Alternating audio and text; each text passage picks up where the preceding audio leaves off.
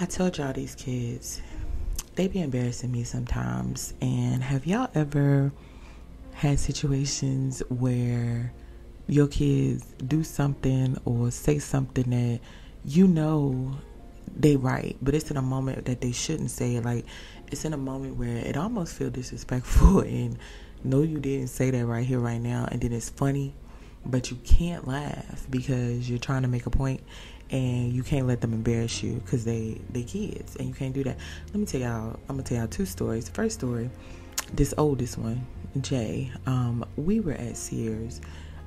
Is Sears still open? Do we still have Sears? It doesn't matter.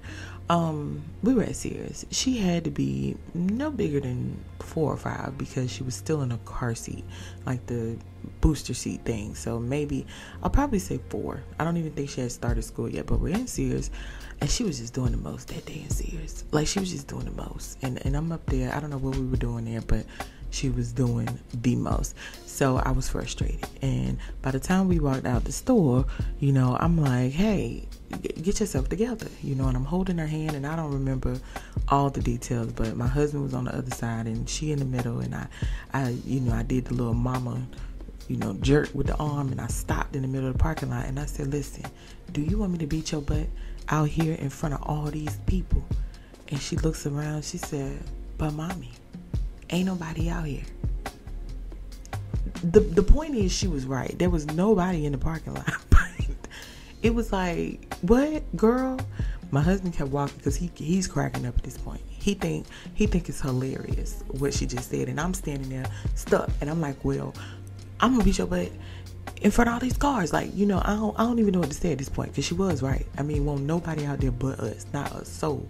And she was dead serious. Like, but ain't nobody out here. So who you gonna be my butt in front of? Like, I was embarrassed, and I was like, how dare she checkmate me? I'm the mama. Like, don't tell me if I want to create people out here. A matter of fact, I'm gonna take you down to the Walmart parking lot where it's a bunch of people, and I'm gonna beat your butt right there, because don't embarrass me like that. I mean, she was right.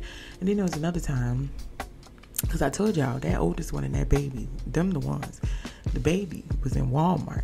She was in Walmart showing out. And all the kids in Walmart show out. It seems like every time you go in, there's a baby yelling. It's somebody yelling, right? Sometimes when that little one was little, it was my child. Not like crying, but she would be the one like screaming obnoxiously across the store. But this time, she wasn't doing that. She was running. In between clothes, and we trying to look at stuff, and she's just doing the most that day. And her daddy said, if you don't stop showing out, I'm gonna take my belt off and I'm gonna whoop you with it. And she looked at him with concern, and she said, well, if you take your belt off, won't your pants fall down? Another one of them situations, y'all, where we just like, what do you say? Because his pants probably would have fell down, because my husband wears a belt religiously to hold his pants up. So she was right in a sense, but who asked you? Like, the moral of the story is, my kids don't fear the belt. They don't fear the belt. The threats of the belts and the beating, it really doesn't faze them. And let me tell you why. Because I don't beat my kids. You need to leave. I know. I don't beat my kids, so they don't have a reason to fear beatings. And I know that I just snatched a couple edges and a couple soles with that comment. And I'm my bark is louder than my bite. I'll threaten the mess out of you. I'm gonna beat your butt. I'm gonna smack you. I'm lying, because I don't hit my kids.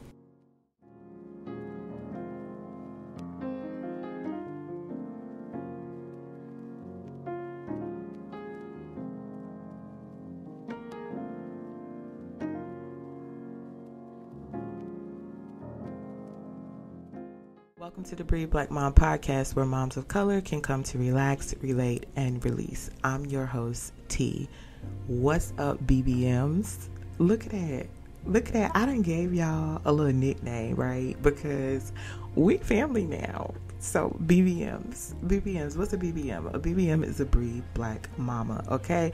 And if you're not a mama, and you're listening, you can be my BBLs. Wait, pause. I don't know that name. That name might not go over well, but a BBL is a Breed Black listener, not like the BBLs you get in Mexico. But anyway, I don't know if that name is going to work, but if you're listening, hey, I am so glad you are here today and you have joined us. Today, we are diving into episode 9. And let me just say, episode 9 might get a tad bit uncomfortable for some of us. It might even make a few people upset. But hey, listen, we don't avoid hard conversations here at Breed Black Mom. We face them head on. We talk about them, okay? And we here for some conversation today. Maybe some tough conversation, but conversation nevertheless. But before we get into that, y'all know the drill.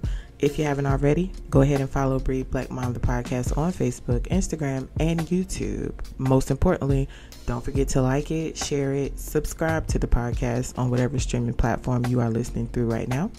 Lastly, don't forget to leave a review. Tell the people if you're liking this or not. And if you are one of my BBMs, you already know who the people are. If you're a BBL, pause. I'll introduce you to the people right now. The people, that's me, T. And what it is that the people need is that the people need you to support this platform in some kind of way, whatever way makes you comfortable, whether that's just you liking the show, liking one of our pages on the socials, leaving a review, subscribing, all the things. There's so many people listening, but there are so many others who still need to hear what we're talking about on this platform. And there's so many others who are looking for a space like this. So help us out by simply sharing and telling us what you've enjoyed or have enjoyed about this podcast so far. So before we begin, I have to lead with the disclaimer for this episode. And I know y'all like, what are you finna talk about that you gotta give a disclaimer? And let me just say, there might be a few episodes where I want to lead with a disclaimer. And here's why. Because I want you guys to remember the safety in this space, okay? Understand that every opinion or perspective that is presented across this mic or on this platform, they belong to the speaker. So whether that speaker is me or any of the guests that I have on my show, those are just their opinions, their perspectives on things. They are not intended to be used as judgment against anybody or to be fact for anybody else. Respect and freedom of choice in how we get to parent our children is important to me. So please understand that whenever I'm speaking on any kind of conversation or topic regarding children and parenting, I am speaking from my own personal experiences only. I'm not seeking agreement from anybody. I'm only offering an opportunity for conversation and an opportunity to create awareness around whatever topic we're talking about. So whether that be an awareness of yourself or awareness of our cultural decisions that we have normalized as a people. So now that I've got all that out the way and I've said what I had to say there, go ahead and get yourselves in a position today to hear, okay? Go ahead and let your guard down, let your defenses down, open your mind and your hearts, take some deep breaths, and let's talk about sparing the ride.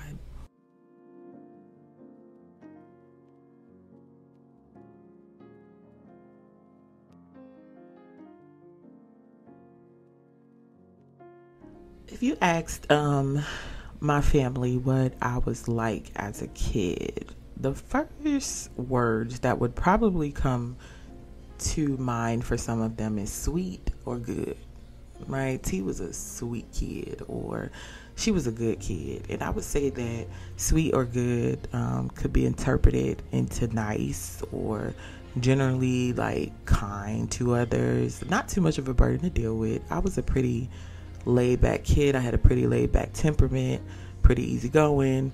I was scared of almost everything. And I wouldn't hurt a fly. Like, I wasn't even the type of kid that would like fight with my siblings or my cousins. I was just pretty chill as a kid. Pretty chill personality, not too much on me, y'all. But they might also describe me as a kid whose feelings were easily hurt, or felt like one of those kids that they felt like they had to protect or be really careful around, because I was sensitive, right? I was an emotionally sensitive child. And what I know now about myself as a child is I was also an empath. I know. Somebody, what's an empath, Tiana? What are you talking about? An empath, for those who aren't aware, is a person who feels more empathy than your average person. So like us who are empath, we have the ability to perceive, to take on, or to understand what somebody is feeling on a much deeper level than other people might, right? Like we're more sensitive than most people, and we can pick up on energy and emotions of other people pretty much immediately. So like discernment, if you will, for my people who like what discernment, like we can feel what other people feel, and we can take it on, like, and it bothers us for a very long time because we're wondering and worrying about how someone else feels, right? And what that might look like if you have a child who is an empath is maybe a kid who cries when other people cry. You know, it has nothing to do with them, or they tear up when other people are hurt. Kids who are quick to comfort others, or they need a lot of reassurance that other people are okay, or maybe that you are okay as a parent. Like they're constantly asking, and their center is wanting to know that people are okay around them. That may be, you know, a child who's an empath. And kids who are empaths tend to be more emotionally attached to people or things. I know I was. Like, I'm still emotionally attached to things. Like, don't you throw nothing that I really adore away. They might fear abandonment.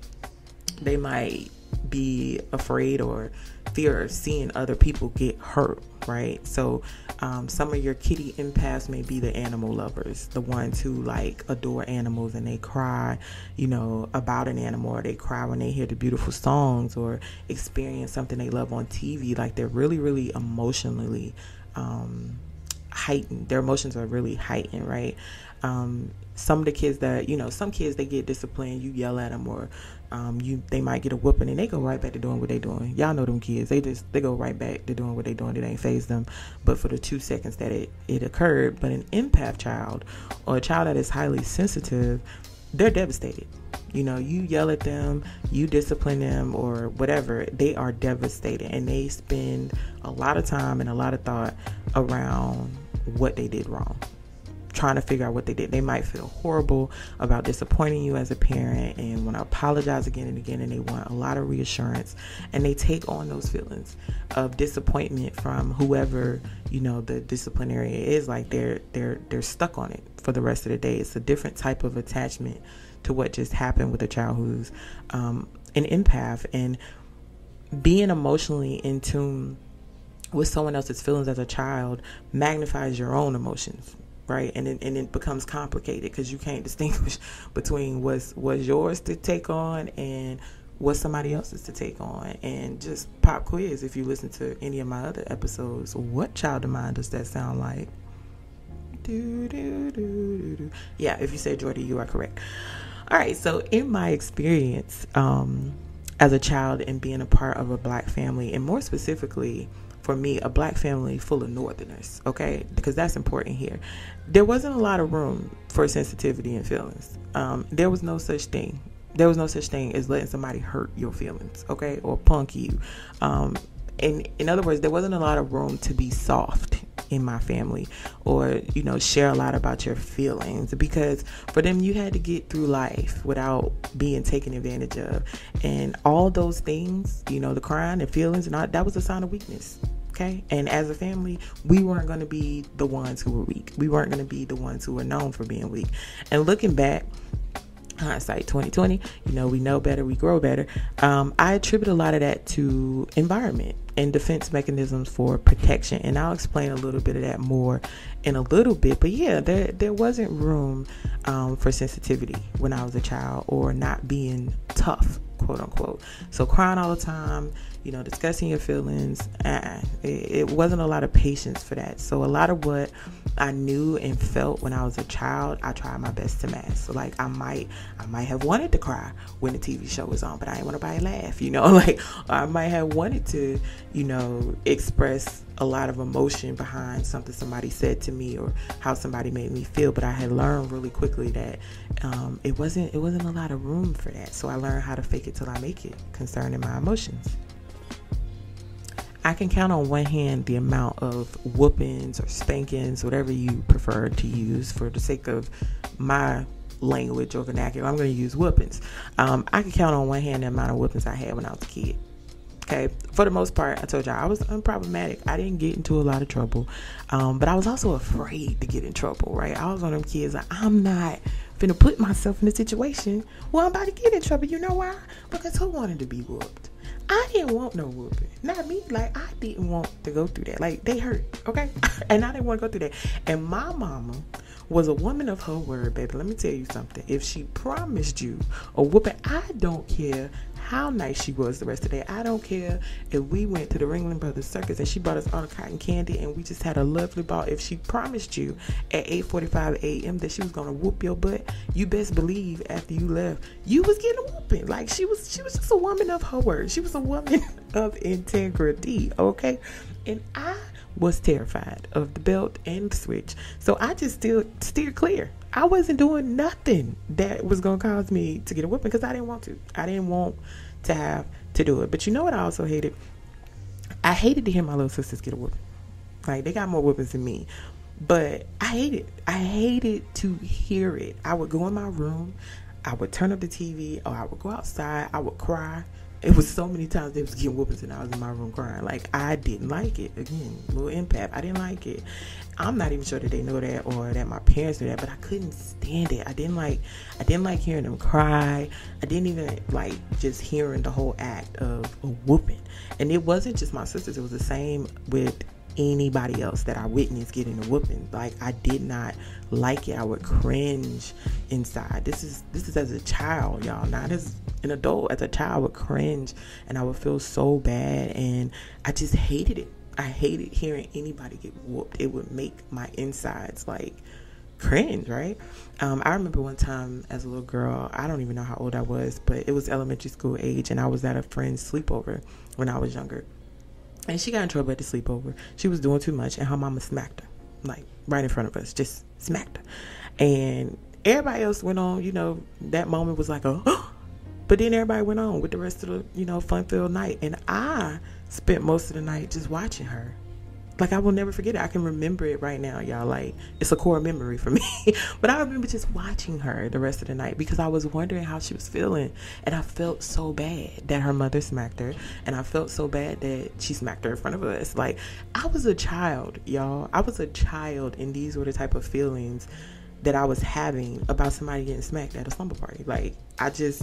Again, taking on the feelings, I'm like, gosh, you gotta be embarrassed. And I just kept watching because for me, I'm like, I would want to cry. I couldn't even focus on the sleepover, y'all. I couldn't focus. I was worried about her all night. I will never forget that. But long story short, I knew early and vowed, even as a child, that I would never hit or whoop my kids. And that was just based on how I felt about it and how I felt about seeing it happen to other people. Like, I knew I wouldn't be that mom because it completely went against the nature of who I was and who I am.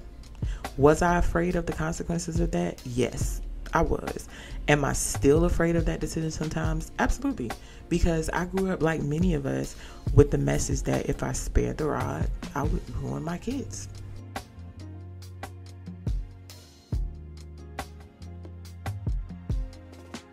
Whuppings in the Black community have become a part of our cultural norm.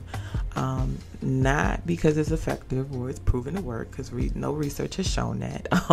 That's pretty much our own definition. That's by our own definition that it's proven to work. And think about it. If whoopings did the job that it was supposed to do at keeping us in line and keeping us on the straight and narrow, we still would have some of the issues we have today as a people. And we'll talk about that a little bit more in a minute. But for me, whooping children is a learned behavior, right? We learned it and we normalized it because it's what we've been told works, and it's what keeps the kids in line, and it's what keeps the kids obedient. But have we ever, as a people, given logical thought as to why we whoop or why we spank our children? And if not, let's just go down. Let's just do a brief history lesson really quick. So did you know that prior to us being brought over as slaves and, kidnapped and things like that, there's no evidence Like, there's no evidence. Go look. Go do your research. There's no evidence of physical punishment used by our ancestors against their children. None. By African pre-colonization. There's no evidence of physical punishment being used by our ancestors against their children. And actually, if you do some of that research, you're going to learn that children in Africa were considered pure. Okay, they were sometimes even viewed as reincarnated ancestors or gods. Like, the parents were gentle with them. There were certain acts and stuff they wouldn't perform against their children because they believed that their children were pure and they were sacred and they were from God, and that they were just, these beings that they had to really be careful with and take care of. So go do some of that research. You're going to learn that. We learned from our slave masters about whooping. Okay. And it was a way, of course, to keep slaves in line and obedient. But it was also what our ancestors learned to do to keep their children from getting worse punishment out in the fields. They had the mindset that, hey, if I beat you in here, I'm going to prevent you from getting worse out there. And it was sort of kind of one of those things where they felt like beating their children in the home was protection, because it would keep them in line out in the fields. And I mean, of course, any of y'all can probably relate. I don't want to see nobody hit or beat my child. So let me do it in here, right? Let me do it inside so you don't get it out there. And the trauma that our ancestors endured led to that.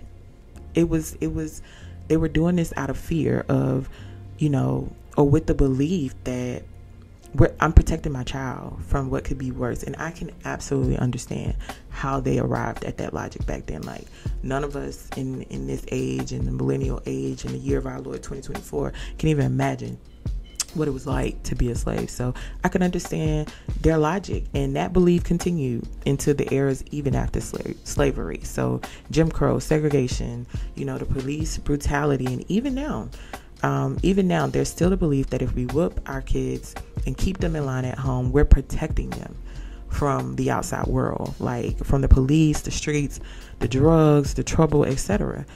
And this goes back to what I said earlier about my family and realizing, their fears about not wanting to raise somebody who's a punk or not wanting to raise somebody who's soft. It was the same concept. It was about survival. My family is from Jersey. Like, I was only born there, baby. I won't raise there. And I want to stop. And I want to thank Jesus. I want to thank my mama, okay, for not raising me there, because I won't cut from that cloth, okay? I won't cut from the cloth of the Jersey streets. And that was one of my mama's biggest reasons for relocating to the South, was to avoid me having to grow up with that survival mindset and some of the things that she and a lot of my family members had to go through and still go through if you're still living up there in New Jersey. Shout out to y'all. But a lot of what they had to experience as survival, so they couldn't afford for you to be out here being quote unquote a punk or being quote unquote soft. And I read an article recently when I was prepping for this episode about a man who was talking about how his mom whooped him at home first so he wouldn't get whooped by the cops. And I want us to just stop for a minute and process that, friends. I want us to process that thought for a second. Police brutality is a thing. It is still a thing. There is still a very real fear for our black men, for our black children, when it comes to policing in the United States of these Americas. However, this whole notion of let me do it here first so you don't get it out in the world, is that truly logical, y'all? Is there a difference in a hateful whooping out there in the streets than a loving one in the house? Like, is it a less painful experience if a parent does it rather than somebody else? Like, I don't want anybody in the world putting their hands on my kids, but I don't also want to do it either. Like, that is not a desire. I don't want the world to emotionally hurt my child, but I don't want to do it at home either. I feel like there should be a separation, because we can expect that the world is gonna hurt our kids. We know that. Raising black children, we already know. We already know what the world is going to hand them. So why not create a loving environment at home? Like, why not do the complete opposite?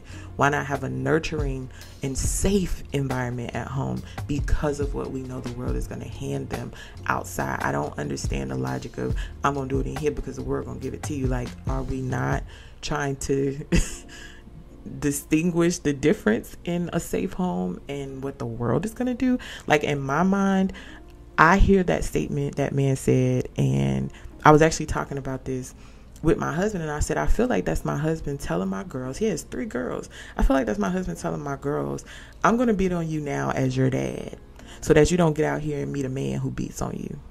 What? Like, that don't make sense to me.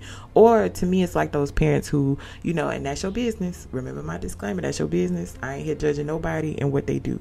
But we're talking about what makes logical sense to me. That's like parents who, you know, they choose or make a choice to drink and, you know, allow their kids to smoke and do those things with them because they feel like, or have sex in their home because they're like, hey, if they're doing it here, you know, it's better than them doing it out in the street. But for me, does that make it any less wrong because you're their parent? So if I'm allowing my child to do drugs in the house because I can see them, are they any less addicted if they become addicted to that drug because they did it in my home than them doing it in the streets?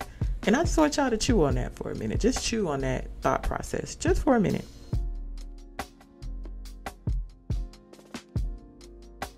There are many different parenting styles and approaches these days. Like, you could Google and find so many. There's a show, it's like a parent project. I wish I remembered the name before I started recording this, but it's a show on Hulu that is going over like the different parenting styles, and they record the experience of the day to day, and they kind of have like this panel to discuss like what worked or not. I'm gonna figure out the name of that show and I'm gonna come back and tell y'all, but pretty much the point is there's so many different quote unquote parenting styles these days. And let me tell y'all something, spoiler alert, none of them right? None of them are right. There's no right way to parenting. Remember what I told you earlier in this podcast, y'all. Like, none of this came with the manual. None of it. The way we choose to parent our children is based on so many factors. And for me personally, one of those factors, or the biggest factor for me, is the different personalities of who my kids are. Because what might work for one child may not work for the other child. So there's a lot of factors to consider when you're parenting your children, like, you know, what your personal beliefs are, like what your goal is in raising these kids. Like, there's a lot to determine who you are as a person. I think that's the biggest factor too. Who am I as a person? Because I might be trying this authoritarian parenting style, and that's not even who I am, right? So gentle parenting has been the wave for years now, honey. Y'all hear it everywhere. It's everywhere. It's a more popular phenomenon now than ever. But the truth is, I've been a gentle parent since the beginning. I've been a gentle parent long before I knew what it was, and long before I was ever a parent. Like, I was always gentle because I'm gentle in nature, right? By definition of who I am, I'm just a gentle person. So by definition, because, you know, I got to give you the Wikipedia definition, gentle parenting is a parenting style that is based on empathy. And empathy is just simply being able to, you know, relate to how someone else is feeling about something. It's based in respect, understanding, and boundaries. In my personal opinion and experience, plus just to put it in more simpler terms, gentle parenting is nothing more than mindful parenting. Mindful, right? What do I mean by that? It's a conscious approach to parenting kids. Instead of just reacting to everything my kids do by screaming or hitting them, it's just taking a step back to think, evaluating the situation. Like, what just happened? What do they need to learn about what just happened? That's all it is for me. Gentle parenting is understanding that if my 4-year-old drops a jar of spaghetti sauce that they're trying to pass to me, it was more about their motor coordination not being fine-tuned, or more about their little hands being able to hold this big jar rather than an attempt to piss me off while I'm trying to cook, right? They're 4. Their hands are little. They was trying to help. Like, that's what gentle parenting is. It's understanding that kids make mistakes, because mistakes don't end after childhood. Like, we're still making mistakes as adults. You made a mistake this week, didn't you? You made a mistake this week. You know you did. But helping these children navigate mistakes and then be accountable in mistakes, right? Gentle parenting is understanding that when my kid tells me they are mad at me, it's not disrespectful. It's not disrespectful. You want to know why? Because they might be mad at me. I just took their game, or I just took their TV. Guess what? That's okay. That's okay. Being mad is not a feeling that threatens me as a parent. You are allowed to be mad at me. That is taboo for a lot of us. I'm mad at you. Oh, you don't get to tell me you mad at me. I'm your mama. Yes, they are mad. You know how many times I was mad at my parents when I was little? You know how many times I closed that door and was going up behind that door and my mama, she couldn't see me, but I was back there talking trash. I was mad. Mad is a valid emotion. It's okay. It's okay if they're mad at you and they tell you that. It won't change anything about what's done. And that's what we're teaching them. You can be mad, baby. I understand you mad. But guess what? That TV's still mine. Okay? That phone is still mine until you get your life together, right? Gentle parenting is about allowing them to feel, validating the feeling, but still enforcing boundaries and still enforcing the boundaries around the discipline and what they can and what they can't do. People mistake gentle parenting as punk parenting. And I really think that's hilarious. Like, I see a lot of people on social media with their opinions and their comments about what they think gentle parenting is. And I just find it hilarious because for me, it's all about perspective, right? There are definitely levels to this. Like, some parents are more free range and others of us are gentle with the hint of, I flip all this over and choke you out. Don't try me. You know, it's all about balance. It's all about balance. And I feel like gentle parenting is a spectrum, right? It is a spectrum of parenting. Like, it's not this, or it's not 100% this. It varies just based on, you know, you finding your way and you finding what works for you. I operate from the standpoint of, these are little humans that we are raising. They're little bitty humans, right? And they're navigating this big old world with these big old feelings that they don't know nothing about or what to do with, right? None of us probably really remember the first time you experienced a feeling. Why? Because our feelings start so early. Like, your feelings can be hurt as a little bitty baby. So we don't remember that first time we experienced feelings because they're so early. But imagine, if you could, the first time you experienced fear, right? Or being anxious or something being absolutely terrifying. Now imagine having that feeling, and instead of being comforted by a parent or reassured, you're beat or you're yelled at. Like, I'm a grown adult and I have a real fear of dogs, like a real fear. Like, a real fear. I have to say that because people be playing with me when it comes to my fear of dogs. I have a real fear. And when I'm in a moment of fear, when I see a dog, I don't have like the flight response. So I don't run. I usually freeze. I have the freeze response when I see a dog. But when I'm in that moment of fear, if my mama would have beat me, like, get over here and start running from that dog. Because I see this all the time. Like, I see it happen all the time with kids. I can't imagine being beat or being scolded or being yelled at for something that is a real fear. Like, I can't. And my mama never did that to me. My parents never did that to me. But, you know, like I told y'all, my baby has a fire phobia. So me scolding her or disciplining her for her acting ridiculous about, like, I just can't. I can't imagine it. I'm saying all that because as an adult, y'all, we are still learning as adults to navigate and process our emotions. Like, hello, that's why we have therapists. That's why I have a therapist. We're still learning. We're still learning how to navigate and process emotions. So it's so unfair. It's so unfair to expect a child, little people who are new to this world, to these life experiences that they just getting started on, to just know how to handle their feelings. Like, you just need to know that's not fair. Right? Big feelings at that, right? Big feelings, big fears, big emotions that they don't know what to do with. Like, have y'all seen the movie Inside Out? If you haven't seen the movie Inside Out, it's great. It's a movie about feelings, and if you have little ones, it's a great movie. Even if you don't have kids, it's a good movie to watch, like, period. We show Inside Out to our clients at the facility that I work at.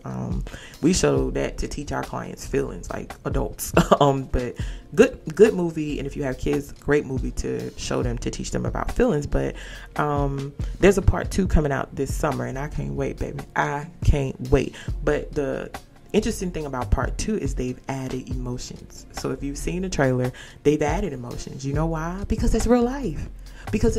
As kids grow up, new emotions show up, right?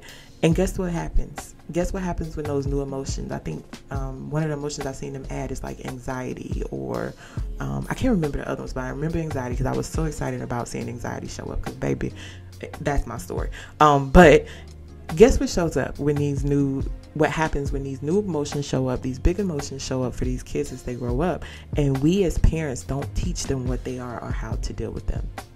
They figure out how to cope on their own.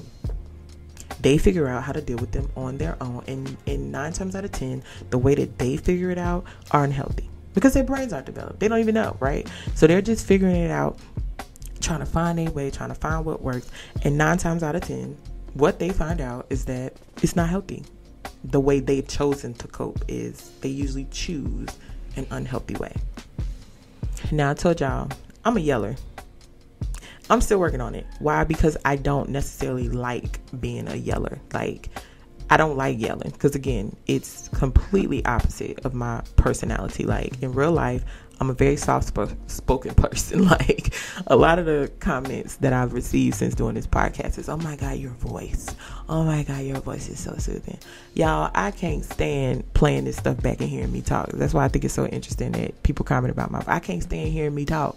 But y'all enjoy hearing me talk, so that's okay. But the point is, I'm a soft-spoken person just in life. So me being a yeller is so contradictory to who I am. And when I'm yelling, I feel like that angry monster that Jordy described me as. Like, I really feel like the angry monster when I'm yelling. So it doesn't feel good to me, which is why I try to work on being a yeller. For some people, hey, yelling is baseline for you. That's okay. There's nothing wrong with that. For me, it's not. So when I do it, it feels uncomfortable. It feels out of the ordinary for me. But I've also popped and even whooped my children. Now, listen, it's only been a handful of times. Like, I can count on one hand how, for all 3 kids. For all 3 kids combined, I can count on one hand how many times I've, like, popped them or whooped them. Jay, the oldest one, of course, she's got it more or the most because she's the oldest. And I was still learning and navigating as a new mom, trying to figure out what was going to work for me, you know, using the tools I had growing up, but still trying to learn like what it is that I desired for my child. So she probably got more, I guess, pops, quote unquote, or whoopings than the other 2. And even those whoopings won't even like whoopings for real. Like, her worst whooping, y'all, she was like 9 or 10, and she okay with me telling y'all this story because it's funny. But her worst whooping, she was maybe 9 or 10, y'all. And let me tell you why she got a whooping. She got a whooping because she conned my nephew. She conned my nephew out of his book fair money. It was very smart. But she shouldn't have did it, right? But she conned him out of his money. And I was so mad, y'all. Like, I was so mad that she manipulated this baby and took his book fair money. Because she was his big cousin and she knew he would give it to her. So I'm like, no, like, she got to get whooped for this. Like, I have to whoop her. There's nothing I can say that's going to teach her this lesson unless I whoop her. You know, that's my mind. Like, I got to do it. I was like a fish out of water. Preparing to whoop this child, right? I made her go wait in her room.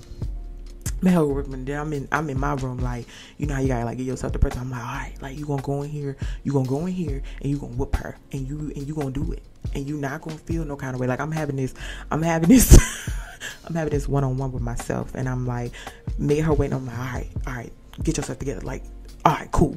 So I go in the room with the bell, and it's so awkward. Like, it's so awkward, y'all. She's just sitting there looking at me on her bed, and I'm telling her, like, hey, I'm gonna whoop you now. Like, I'm laughing, y'all, because it was so stupid. I'm like, hey, I'm about to whoop you. I'm about to whoop you. It was like, I don't know. It's not my nature, y'all. Like, stop laughing. I hear y'all laughing. I hear you laughing through the radio, through your AirPods. I hear you. I can hear you laughing at me. But look, so I hit her. I hit her all of 5 or 6 times. Like, that's all I could do. I don't even know that they hurt. I don't even know. It felt awkward swinging the belt. Okay. And I felt absolutely horrible. Absolutely horrible after. Like, I didn't even do all the, we grew up with the, I told you not to. No. I just hit her like silently like 5 times. I didn't do the this gonna hurt you more than this gonna hurt me, because first of all, that was a lie. I don't even know why people used to tell us that, the parents used to, because no, it's not. Like, it hurt me. You just hurt me. Like, anyway, I didn't do none of that. I just hit her like 5 or 6 times and I stopped. And she was confused, I was confused, and I felt absolutely horrible afterward, like heartbroken. I guess I could understand that statement then from my parents. It's gonna hurt me more than it hurt me. It tore me to pieces. I called my mama just devastated, talking to my husband, just devastated. Why though? Why? Because for me, it didn't do nothing. Like, it didn't do nothing for me. I didn't feel satisfied. Like, oh, I whooped her, I feel satisfied. That didn't do anything for me. It didn't change anything for me. And for me, because I don't want y'all to be projecting my stuff on you, and but for me, it was only exercising a power and a fear in her that I didn't believe worked. Like, it is not my desire to have my children fear me in a physical way. That's not my desire. I don't want to come toward my kids and they flinch. Like, that is not my desire for them. Is my desire for them to know limits? Absolutely. Right? Yes. Do I desire for them to have a healthy fear of discipline and consequences for their actions? Yes. Do I desire for them to be accountable? Yes. I just don't desire to do it by beating them. And like, on the flip side, y'all, I just can't do it. I ain't got it in me. Like, I don't have it in me. I have never put my hands on anybody else's kids. And again, including my own, my own, I've touched a few times, but one hand, all 3 kids. But I can't hit nobody else's kids, and I won't hit anybody else's kids. And not just because they have those cute little faces that melt your heart, because they do when they're sad, but I just genuinely don't get anything from it.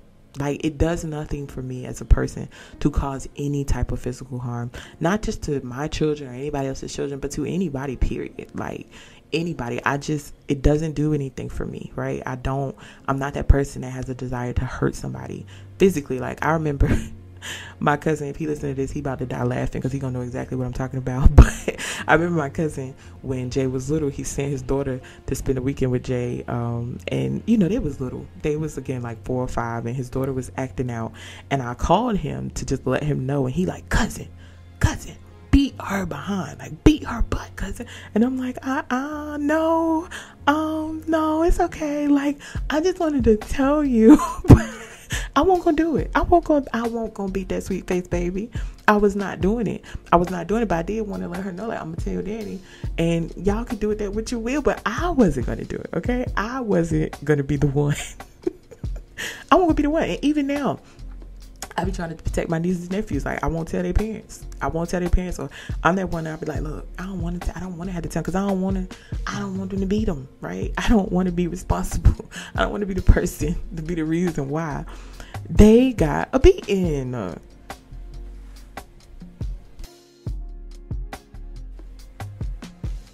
Now, even though I'm 3 kids in, I'm still heavily flawed. And I'm still learning in the area of discipline. Like, what works for one doesn't work for all in terms of my children.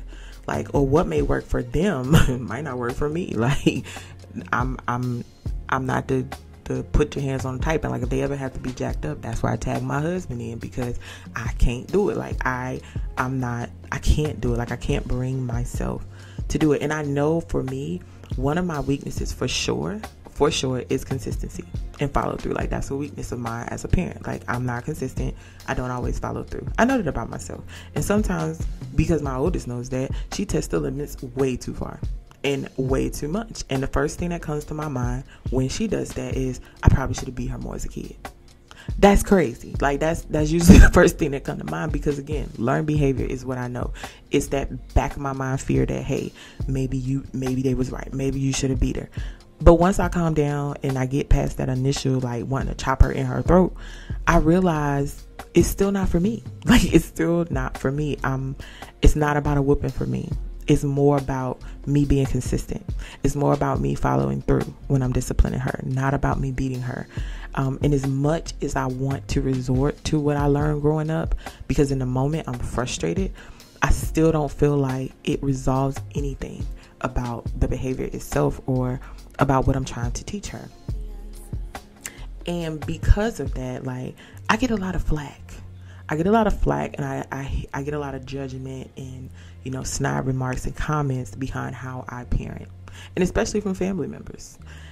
As a culture, and especially in our older generation of family members, there's discomfort in the unknown. Like, anything that goes against the norm in Black families is usually heavily criticized from the gate. Like, anything you do different from the way we did it growing up is heavily criticized, and we don't do well with unfamiliar and different. We don't. And the criticizing and judgment that a lot of our families, place on us, and it ain't just about whooping, it's a lot of things, in the Black community that this happens about. It's actually harmful.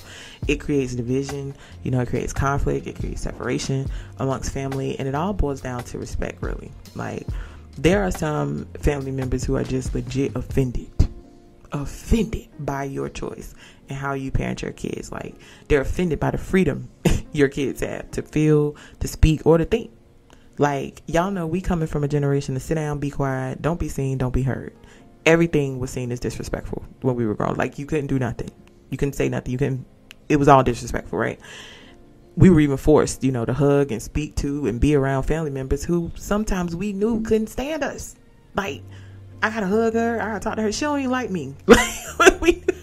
And if we're honest, like, if we're gonna be honest, that didn't work for a lot of us. It didn't work. It made us feel like we weren't heard, we weren't valued, we weren't respected, right? And I also feel like, especially in our older generation, that because we choose a different way, it may make our elders in our families feel like if we're doing it a different way, that means they did it wrong. And that's not true, right? That's not true either. So if you're listening and you're an elder and you're, finding yourself in that place where you're offended or, you're feeling like, oh, they're doing this different, so that means I did it wrong. That is not true. That's not true. Do you know the older age, when you know better, you do better? That's all that is. And I believe in our heart of hearts, going all the way back to our ancestors who lived through slavery, the intention has always been wanting the best for our kids. I truly believe that. I believe that the intention is, I want the best for my child. And our parents, our grandparents, us, we're all doing the best we can with what we had. All that we had, all the resources that we had, all that we had exposed to us, we're doing the best we can with what we had. But just because we tried, or just because we're doing our best and we know that we're doing our best, it does not mean that our best was still not harmful, or the effects of what we were doing as our best were still not harmful to the people we did it with. I also want to be clear about something else here. Like, I hands down believe in the village. I believe in the village, and I believe that it does take a village to raise children. I believe that it's important to have a village in raising your children. I do not believe we should be raising kids with the village that's harmful. Okay? Let's make that clear. I do not believe we should raise our kids in a village that is harmful to their mental health, to their physical health. I do not believe we should subject our children or expose our children to people who are responsible for hurting their feelings, or tearing down their self-esteem, or completely disregarding your wishes as a parent. I don't believe in that type of village. I do not believe in that type of village. And I believe that as parents, it is our responsibility to stand up for our children. And that means even against family members, right? This teaches your kids early that you are their protector. It doesn't matter who it is, you're going to protect them and freeze them from unrealistic expectations that they have to have around family members or people, right? So stand up for your kids, protect your kids. Whatever your desire and however you decide to parent your children is ultimately your choice. I do believe as a culture, there's a lot of unlearning required when we're learning and we're finding our parenting style. It's a lot of unlearning we have to do. And even if you've chosen one parenting style and you've decided or you learn that this is no longer serving me or my kids, like I don't really care for, what I'm doing, or you're finding that you feel a lot of guilt or you feel bad about how you're doing it, it's not too late to change it. It's not too late to reevaluate and say, wait a minute, like this ain't what I want to do. This ain't what I want to be. This ain't how I want to be. But understand that when you do make a decision to change your parenting style, it's going to take a willingness to be consciously aware of yourself. Like, you got to know your triggers. You got to know what your fears are for these kids and why you're reacting the way you are. You got to know a lot about yourself in order to be able to navigate helping your babies through stuff, right? Because I don't know how I'm going to help you. Like, self-awareness for me meant learning that me being annoyed by my kids is usually my problem. Like, it's usually my problem. Like 9 times out of 10 it's me, because they're either overstimulated, they're tired, they're hungry, they're bored, or guess what, y'all? They just being kids. Like, sometimes they're just being kids. So me being annoyed and me spazzing about it is really my problem, right? And my reaction to all of the above is usually, based in the fact that I'm tired or I'm stressed out, or I'm hungry, or I'm anxious, or I'm overstimulated. I'm on my last leg. And that usually has a lot to do with how I respond. How I'm feeling has a lot to do with how I respond to my kids. Once you're overstimulated, once you're annoyed, a lot of times it's just easier to hit them. It's easier to hit them or yell at them, because it's instinct. It's just like, oh, just get out of my face. Like, and if you're already mad and upset, rent due, baby need a pair of shoes, even got a light bill due, like, who got time? Who got time to pause and think or offer alternatives or say, hey, it's this or this, or who got time to do that? Who got time? Like, hitting is so much easier. It's so much easier. It's also much easier to hit your children when you don't know or have tools to do anything else. If you ain't had nobody talk to you, or if you don't know what to say in instances like that, like, it's just easier to hit. It's easier to do what you've learned to do, rather than to have time and patience, to learn a new way. And we're not perfect. We're not perfect. Parenting will never, there's not a perfect parent out there. I don't care what they show you on Facebook. There's not a perfect parent out there, and we shouldn't be striving for perfection, because we'll never be. And because we aren't perfect, sometimes we are just going to react. And that's okay. And that's okay. If you're that type that you're just reacting because that's all you know, that's okay. That's okay. Forgive yourself for that. Forgive yourself for that. And if that's not what you desire, forgive yourself for that. And be mindful and be a more conscious parent.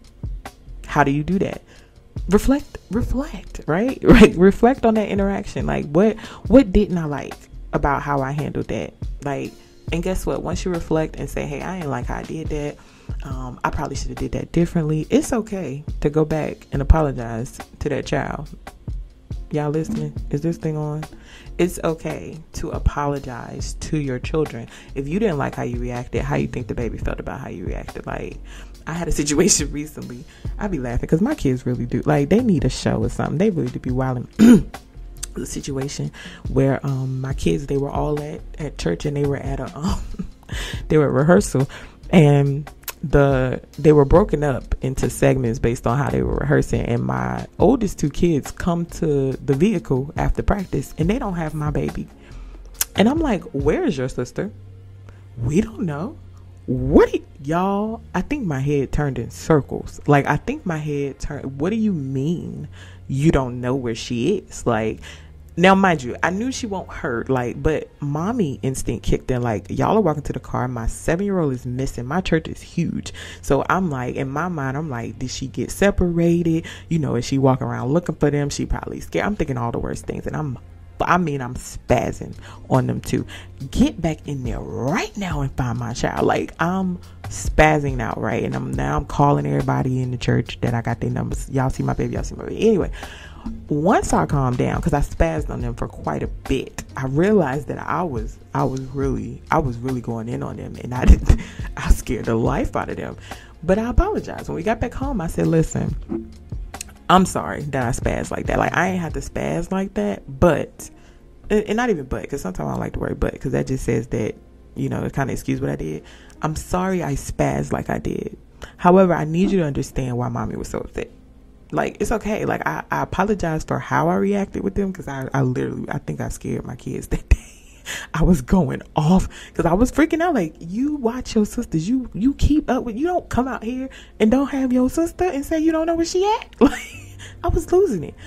But then we sat down. Like, we literally was sitting in the living room, and I'm like, I'm sorry for how I screamed and yelled, but this is why I did that. Like, mommy was scared, and this is also what you need to know as a sister. Like, this is what you need to know about looking out for your sisters. They ain't never left her again, is what I'm trying to say, is they ain't never left her again. But it's okay to apologize to your children, is the point I'm trying to make. Like, you can still enforce a lesson, you can still enforce a punishment, and apologize for how you may have initially reacted to it, right? So the moral of the story in all of this is, we no longer have to beat our kids into submission, y'all. Like, the world is still cruel to them, but beating them into obedience does not teach them to navigate this world. If anything, we are perpetuating a cycle that keeps them in bondage to their feelings and causes them to seek outlets for coping. And those outlets, might be drugs, peer pressures, forming these toxic relationships and going to jail. And ask me how I know. Ask me how I know. Like, I'm not just speaking to y'all through this mic over something I thought. I know because I see it every day in the work I do, in the mental health field. I see it every day. I encounter so many people who don't know the basics in just being able to identify their feelings. Like, as a therapist, one of the first things I do as a foundation with my clients is teach them feelings. Because if you don't know your feelings, we won't get anywhere. And you would be surprised at how many people don't know how to communicate a feeling, y'all. A feeling. Like, we normalize, I'm okay, I'm good, I'm fine. And I teach my clients all the time that is not a feeling. That's not a feeling where they're not allowed to say that to me. You're not allowed to tell me you're okay, you're good, you're fine, because that's not a feeling. What do you feel? And in that, I teach them what feelings feel like. Like, our bodies literally have physical responses to feelings, y'all. Like, our bodies feel. Think about when you're mad. Think about, like, physically how you feel when you're mad. Things happen, like your temperature rises. Some people, your little vein pop out of your head, like your heart start racing. Our body has physical responses to feelings. So teaching our kids young how to recognize that that's a feeling you're feeling, right? And not suppress it, because no, you ain't mad. Who you mad at? What? Yes, they are mad. Yes, they are mad. And it's okay to be mad. But here's what's going to happen, right? So I see this stuff every day. I see it every day. These adults, again, like I was saying, that I'm working with, they're just learning to find their voice. They're just learning how to articulate what they feel, why they feel that way, and they're just learning how to cope through it. Like, as a culture, what is our fear? What is our fear behind not whipping our kids?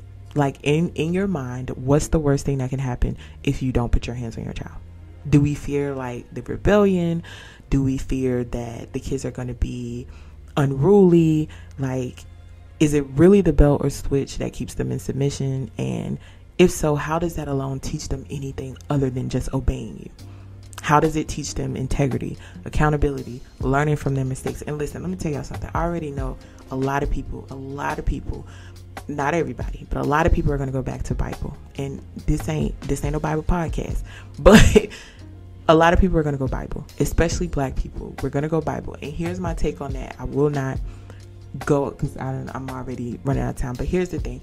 When it comes to the Bible, a lot of us are reading the Bible out of context anyway. Let's just say that.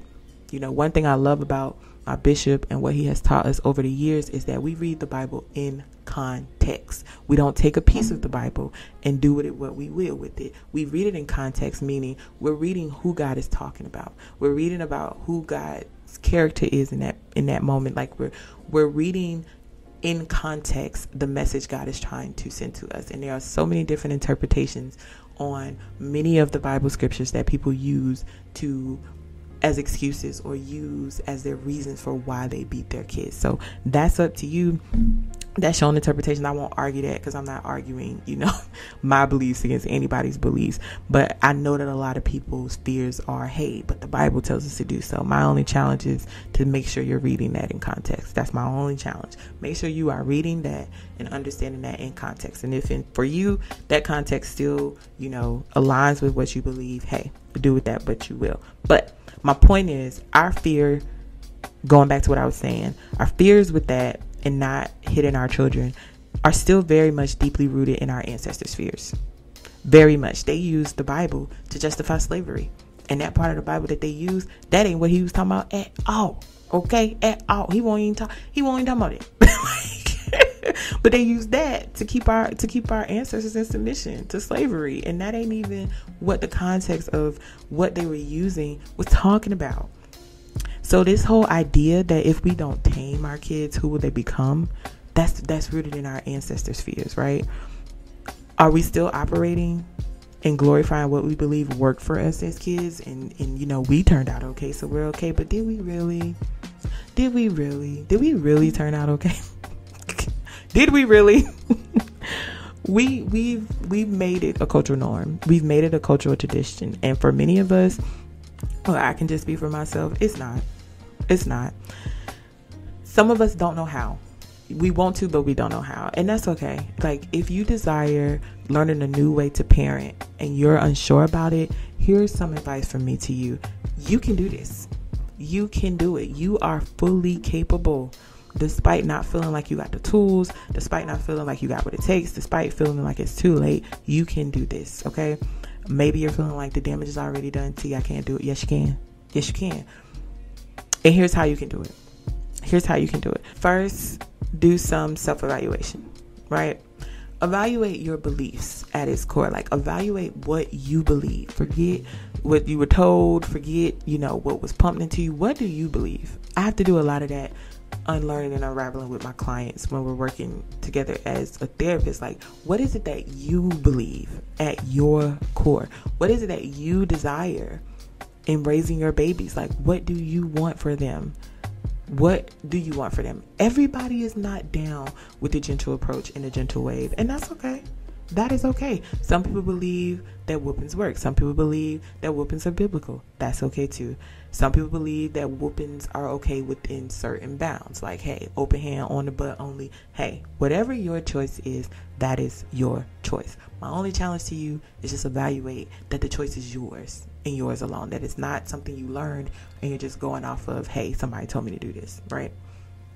The second thing is learn your babies.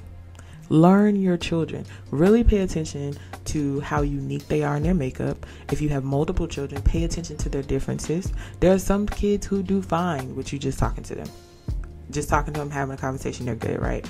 There are other kids who might need a light body slam here or there.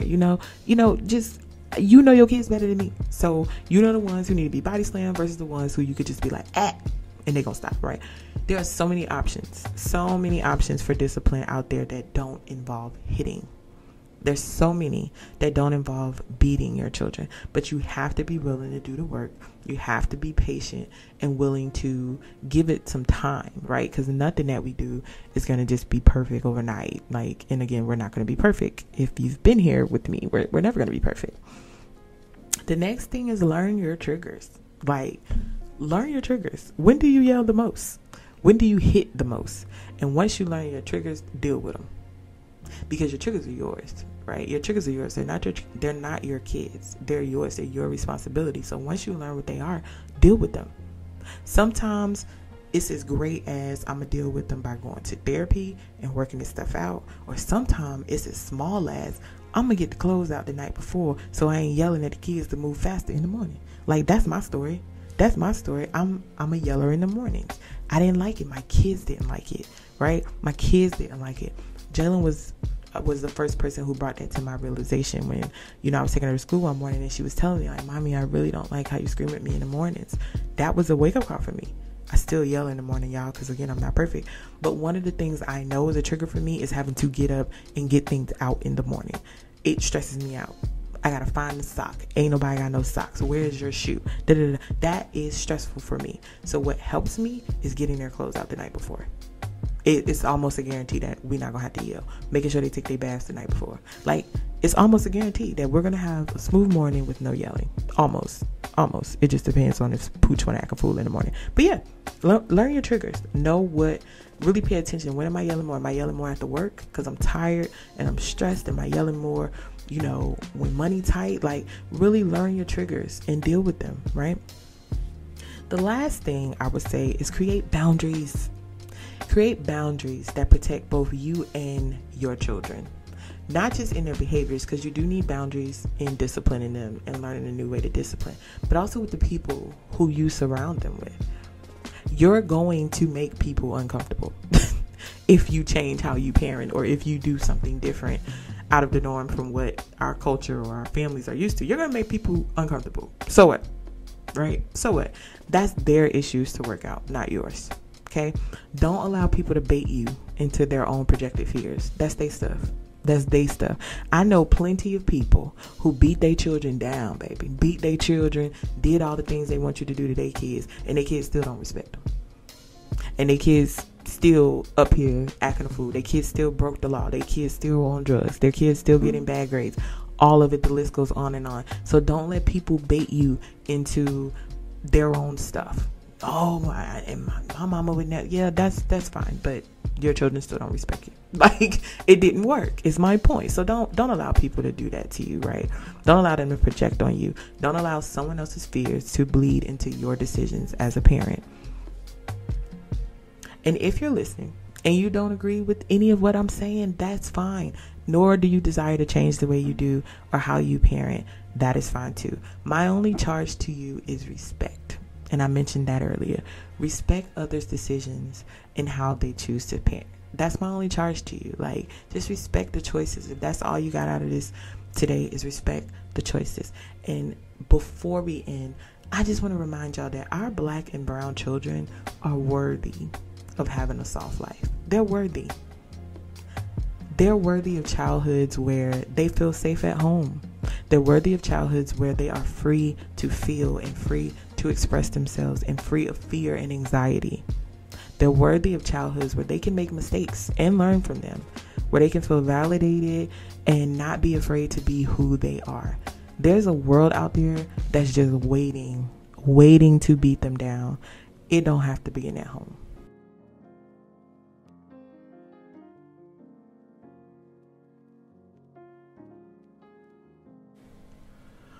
Whew.